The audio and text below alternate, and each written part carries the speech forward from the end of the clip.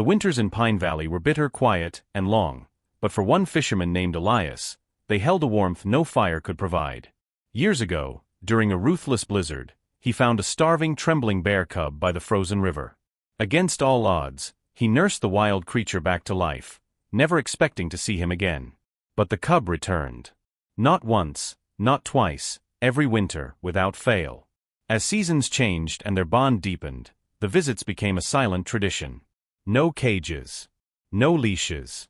Just a trust formed in snow and silence. But this year, something felt off. The winds were colder, the forest quieter, and when the bear finally appeared, Elias's heart sank. He knew this winter would be different. What the bear left behind would unravel a story of loyalty, loss, and the quiet miracle of nature remembering those who showed it kindness. Snow clung to the window panes like soft lace as Old Man Henry poured hot tea into a chipped ceramic mug.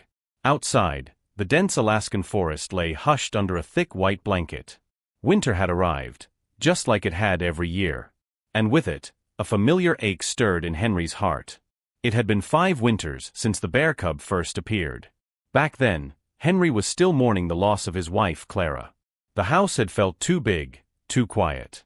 He'd stopped fishing, stopped painting, stopped doing all the things that made him feel like himself. His world had shrunk down to the creaking cabin and the memories that haunted it. Then, one icy morning, he spotted movement near the river that cut through the back of his property. A tiny bear cub, wet, shivering, and clearly alone, was pawing helplessly at the frozen edges of the stream. Henry watched for hours from the safety of his porch, unsure of what to do. His instincts told him to stay away, but something about the little creature pulled at his soul. He saw the same loneliness in the cub's eyes that he carried in his own. When the cub didn't leave, Henry left out scraps. Apples, leftover trout, an old wool blanket. Over the days, the cub grew bolder. It never let Henry touch it, but it stopped running. It began returning every morning, waiting at the same spot on the riverbank as if it knew Henry's routine. Eventually, Henry began talking to it. Out loud. About Clara. About his past. About everything. By the time spring arrived and the cub disappeared into the wild, Henry felt something stir in him again. A reason to rise. A reason to open the curtains. A flicker of warmth in his chest. He didn't expect the cub to return. But the next winter, it did. Larger now. Stronger. Wiser in its gait. It still came to the riverbank at dawn, waited quietly, and listened to Henry's ramblings. Henry gave it a name, Bruno, after his grandfather. Bruno never ventured too close, but he stayed long enough for Henry to feel like they shared something sacred. And so it became their ritual. Every winter, Bruno would return like clockwork. Henry would brew tea, stoke the fire, and pull his old rocking chair up to the window that faced the river. They had their silent conversations across the snow. Bruno's presence filled the hollow places in Henry's life. The local rangers said it was unusual. Bears don't bond with humans, they told him. Especially not wild ones. It's dangerous. But Henry knew better. Bruno wasn't just a bear. He was something else entirely. A soul, maybe. A message. A friend sent when Henry had none. Now, 5 years later, as the snow began to fall once again, Henry found himself checking the river every morning with growing anticipation. But this year, Bruno hadn't come. Not yet. The snow had deepened, the trees were bare, and Henry's porch was buried beneath fresh powder. He bundled himself up each morning and sat on the rocking chair outside anyway, watching, waiting. A kettle always boiled inside. His wool coat still carried Bruno's faint scent from when he'd brushed against it the winter before. Henry didn't say it out loud, but a quiet fear had begun to grow in him. Something felt off. This year, the silence wasn't peaceful. It was pressing. Like the trees themselves were holding their breath. He stared into the white wilderness, his hand trembling around his mug. Had something happened to Bruno? Had he been injured, or worse? Or had he simply moved on? Henry's heart couldn't bear the thought. Then one morning, he noticed something strange in the snow, fresh tracks. And not just any tracks. Bear tracks. But they were headed away from the river, deeper into the forest. And they weren't alone. Henry stared down at the tracks, his breath curling in the cold air like a slow exhale of disbelief. The prints were unmistakably from a bear, large sure-footed impressions pressed into the powdery snow. But what chilled him wasn't the size or the direction. It was what accompanied them. Smaller footprints. Human ones. Not booted, not adult, but small. Child-sized. Henry knelt stiffly, his knees aching from age and cold, and traced the smaller prints with a gloved finger. They ran parallel to the bear's, weaving slightly as if the child had been running to keep up, or playing. It made no sense. Who would let a child wander the Alaskan backwoods in winter? And more importantly, why would Bruno be walking with them? For the past 5 winters, Bruno had only ever come to him, alone. Never had Henry seen the bear interact with anyone else. The bond they shared felt sacred, almost secret. Could someone have taken Bruno? Trained him? Hurt him? Henry rose, his heart pounding faster than it had in years. The cold no longer bit into him, it was drowned out by a deeper worry. He followed the tracks, slowly at first, then faster as the path led away from the river and into the thicket behind the house. The trees stood like sentinels, their branches heavy with snow, muffling the world into a silence so complete it made Henry feel like he'd stepped into a dream. The tracks continued for nearly half a mile, leading him into terrain he hadn't dared to explore in years. His breath grew ragged. His knees ached. But he couldn't stop. He had to know. Then, a flash of movement. Just up ahead. He ducked behind a fallen spruce and peered out. There in the clearing stood Bruno, taller now, his thick coat dusted in snow, his breath steaming like smoke from a chimney. But what struck Henry wasn't Bruno's size, it was what stood beside him. A girl. No older than 7. Wrapped in a patchwork coat far too thin for the weather, her cheeks red from cold but her eyes bright. She stood close to the bear, one hand resting gently on its fur. And Bruno didn't flinch. He simply looked down at her with the same softness Henry had seen in winters past. Henry's mind reeled. Who was she? Why was she out here? And how had Bruno, his Bruno, found her? He stepped out from behind the tree, slowly, his boots crunching in the snow. The girl turned first, her eyes wide. Bruno immediately stepped forward, placing himself between the girl and Henry, a low warning rumble vibrating in his chest. "Bruno," Henry said gently, lifting both hands. "It's me, boy." Bruno didn't move. His stance remained protective, watchful. But his eyes met Henry's, and in them something flickered. Recognition. Conflict. Trust, buried beneath caution. Then the girl spoke. "You know him?" Henry blinked. Her voice was soft, barely above a whisper. "Yes," he said. "I've known him since he was a cub." The girl nodded slowly, then looked up at the bear. "He found me. When I was lost." Henry took a cautious step forward. "Are you hurt?" She shook her head. "Just cold. And hungry." Bruno turned his head slightly, as if giving Henry silent permission. Henry pulled off his scarf and approached slowly, wrapping it around the girl's neck. She didn't flinch. Bruno didn't growl. "What's your name?" he asked softly. "Ellie." "Where are your parents?" A pause. Her eyes dropped to the snow.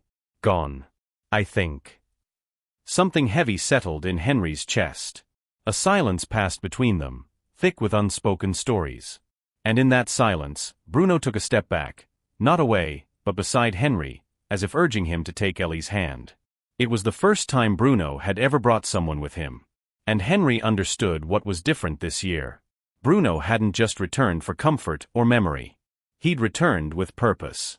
The cabin was warmer than Ellie expected, warmer than anywhere she'd been in days. As soon as she crossed the threshold, she hesitated, her small fingers clutching the scarf Henry had wrapped around her. Bruno padded in behind her, his heavy paws leaving melted prints on the wooden floor. He moved like a shadow, quiet, calm, watchful. Henry closed the door gently behind them and knelt to remove Ellie's soaked shoes. "Let's get you dry," he said softly, trying not to spook her. Ellie sat on the old couch, its cushions sagging but welcoming. A wool blanket soon covered her legs, and a steaming mug of tea trembled in her hands. Her eyes flicked toward the bear every few seconds, but there was no fear, only quiet trust. Bruno lay near the fireplace, curling his massive frame beside the crackling logs. His eyes never left Ellie. Henry sat across from her, carefully spooning thick stew from a pot into a bowl. "You eat. We'll talk later." She nodded and ate slowly. Her cheeks had regained color, and her shoulders no longer trembled. Henry didn't push. He watched her instead, watched the way she glanced at Bruno for reassurance, how she occasionally reached out and brushed the bear's fur with her fingers, as if reminding herself he was real. Only after she finished did he speak again. "Where were you before Bruno found you?" Ellie stared into the fire. "In the woods. I was with my mom, and then she told me to hide. She ran off, yelling. I waited. I waited a long time." Henry swallowed the lump in his throat. "And she didn't come back?" Ellie shook her head. "It got dark. I cried a lot. Then I heard something. I thought it was a monster. But it was him." Her eyes drifted to Bruno. He didn't growl or chase. He just sat there, like he was waiting for me to stop crying. Then he nudged me with his nose. I followed him. Henry looked at the bear, his old friend, his unexpected guardian. Bruno blinked slowly, as if he understood every word. Henry leaned back in his chair. "You know, Bruno used to be smaller than you when I first found him." Ellie tilted her head. "He lost his mother too. Or maybe she was taken. I don't know. But he was starving. He came to this cabin, just like you." "Did he stay?" "For a while," Henry said. "Every winter, he'd come back. Just to sit by the fire. Never brought anyone with him before." Ellie looked down at her hands. "Do you think he knew I was alone?" "I think he remembered what it was like." The fire popped, sending a swirl of sparks up the chimney. Outside, the wind howled, but the cabin felt like a world apart, a shelter bound by memory, kindness, and something deeper. Later that night, Ellie had fallen asleep on the couch, curled under quilts too large for her small frame. Bruno lay in the doorway, a silent guardian, massive and still. Henry stood at the window, watching snow fall against the glass. The forest beyond was quiet, but he couldn't shake the feeling that this wasn't over. That something, or someone, was still out there. And Bruno had been acting differently. Less like a visitor, more like a scout. Had he gone looking for Ellie? Had he seen what happened? Henry glanced at the bear again. Bruno's eyes were open, glowing faintly in the firelight. Watching. Waiting. He wasn't just protecting the girl. He was sending a message. Something else is out there. And it's not safe. Henry turned down the lamps and whispered into the firelight, "You did good, boy. But I have a feeling this winter's not like the others." Outside, deep in the trees, a branch snapped. Bruno lifted his head. Henry didn't sleep that night. Something was coming. The next morning arrived with eerie stillness. No birdsong. No rustling branches. Just the low hum of wind combing through the trees. Henry rose early, layering on his thick coat and lacing up his boots as Bruno sat by the door, muscles tense, eyes sharp. Ellie was still asleep, her small hand gripping a tuft of the bear's fur like a child clinging to a stuffed animal. Henry eased the door open. Snow had fallen heavy overnight, blanketing the clearing in a quiet purity. But it wasn't untouched. There, by the edge of the woods, were prints. Not Bruno's. Not Ellie's. Larger. Deeper. Heavy. And beside them, drag marks. Henry knelt by the tracks, fingers brushing over the compressed snow. Someone's been here. And they weren't alone. Bruno stepped beside him, his breath misting in the cold. He sniffed the ground once, twice, then let out a low, throaty grunt. Not aggression. Warning. Henry rose, heart tightening. He glanced toward the forest, then back at the cabin. Ellie was still too vulnerable, too shaken. But if someone dangerous had been out here, he couldn't leave it alone. Back inside, he gently woke Ellie. "Hey, kiddo. Need you to stay here while I check the woods." Her eyes fluttered open, groggy. "Are you leaving?" "Not far. Bruno will be with you. He'll keep you safe." Ellie blinked at the bear, who gave a low grunt and nudged her shoulder with his nose. "Promise you'll come back," she whispered. Henry forced a smile. "I promise." He packed his rifle and some trail mix, gave Bruno one last look, then slipped into the woods. "He's protecting us?" Henry glanced at the massive creature, who lifted his head at the sound of his name. "No," Henry said. "He's warning us." Outside, the bells on the porch jingled once, barely a sound, but enough to freeze the room. Bruno stood instantly. Henry grabbed his rifle. Then from the woods came a deep rumbling growl, not Bruno's. Something was watching. Something wild. And it wasn't done yet. By the time dawn broke, the forest had shifted. The air was heavy, as if the trees themselves were holding their breath. Henry stood at the edge of the porch, rifle in hand, scanning the snow-covered tree line.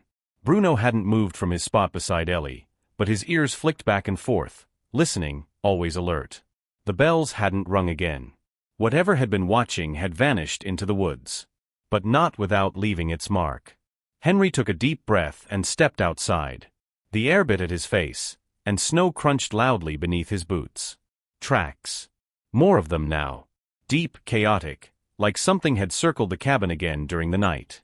But it wasn't just one animal. There were two sets. One large, and one smaller. Limping.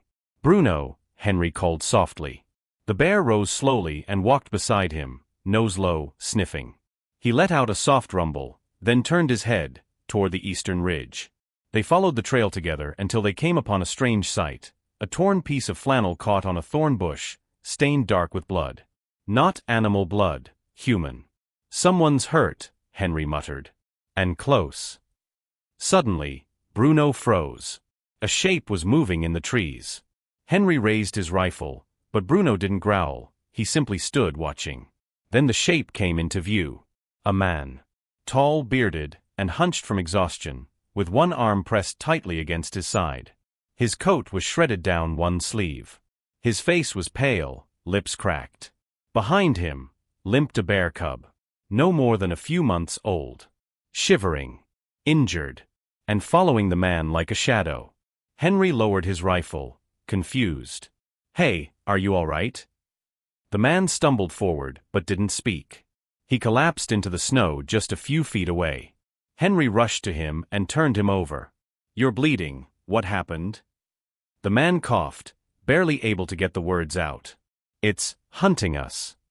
Henry's blood ran cold. "What is?" The man's eyes locked on Bruno. Not him. The other one. Big male. Killed the mother. Been tracking us for days. Henry looked over at the cub, who had curled up beside the fallen man, panting. Bruno walked over and gently sniffed the cub, nudging it once with his nose. The cub whimpered but didn't move away. Something unspoken passed between them. Henry helped the man up. "Come on. Cabin's not far." Back inside, Ellie's eyes widened as they entered. "Is he hurt?" Henry nodded. "Get me towels and the first aid kit." Ellie obeyed. Bruno lay beside the new cub protectively, while Ellie tended to the wounded man with Henry. Slowly, color returned to his cheeks. "My name's Cal," the man said quietly. "I was hiking when I found the mother bear and her cub. Something had mauled her. The cub was trying to wake her. I couldn't leave him." Henry glanced at Bruno.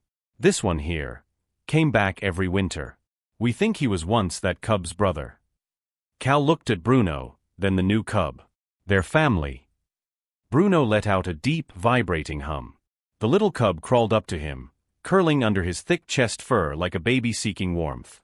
Ellie watched, eyes wide. "He's protecting him now."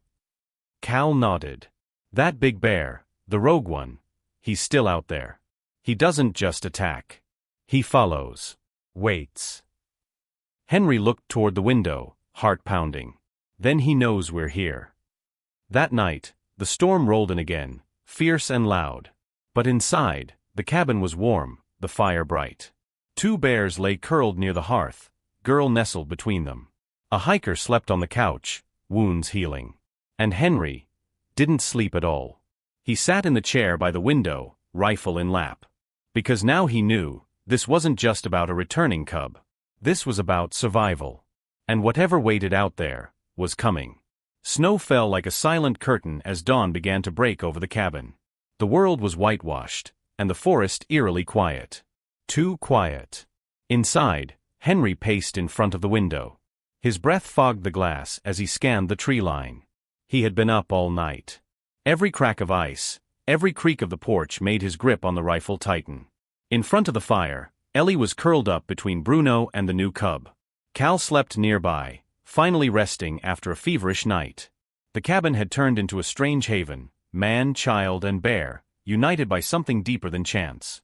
But Henry knew peace like this never lasted long. Bruno suddenly lifted his head. Then came the sound, low, bone deep. A growl, distant but closing in. Henry's spine went stiff. Bruno stood, ears flat, body tense. The little cub whimpered but didn't move from Ellie's side. Cal stirred and sat up, eyes darting toward the door. "He's here."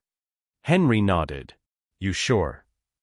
"Same sound I heard before the mother was attacked." "It's him." Henry opened the cabinet near the fireplace and took out the old flare gun, then looked at Cal. "You good to hold this if things go bad?" Cal nodded, taking the flare gun with shaky hands. "Don't let him get to the cubs." Henry opened the door slowly. The cold punched him in the face, but it wasn't the wind, it was instinct. Something primal in the air. Something watching. Bruno stepped outside first. His body moved low and slow, every sense on fire. And then from the trees. A shadow. Massive. Taller than Bruno. Scarred. Its face was twisted, as if it had been in 100 battles and won most of them. Its eyes locked onto the cabin. The rogue bear. It stepped forward, paws heavy in the snow. Bruno didn't growl. He simply moved, placing himself between the cabin and the threat. The rogue stopped, nose twitching. It had picked up the scent. It wanted the cub. Henry raised the rifle. Then suddenly, Bruno charged. The two bears clashed like thunder in the snow, roaring, growling, bodies slamming into trees and shaking the earth. Ellie screamed from inside. Cal rose to his feet, ready to fire the flare if needed. Henry shouted, "Stay inside." Outside, Bruno fought with every ounce of strength, slamming the rogue into a fallen log. But the other bear was bigger, more vicious. He raked claws across Bruno's shoulder. Blood sprayed against the snow. Still, Bruno stood his ground. And then, Henry saw his chance. The rogue stood on its hind legs to lunge. Henry fired. The rifle shot cracked through the forest like lightning. The bullet struck just beside the rogue's shoulder. Not a kill shot, but enough to send it reeling. Bruno surged forward, knocking the rogue back down the ridge, until the massive bear disappeared into the trees, wounded and limping. Silence. Henry lowered the rifle. His hands shook. Bruno limped back toward the cabin, bloodied but alive. Ellie flung open the door. "Bruno." The bear walked slowly to her, lowered his massive head, and allowed the girl to wrap her arms around him. Cal exhaled, collapsing into a chair. "He protected all of us." Henry nodded. "He always comes back. But this year, he came back for someone." That night, the storm cleared. The moon shone bright over the snow. Inside, the cabin was filled with something new. Not just survival, but belonging. Henry placed a photo on the mantel, a picture of the cubs, Ellie, and Bruno all together, taken earlier that week. Under it, he scribbled something with a pencil. "Family finds its way back."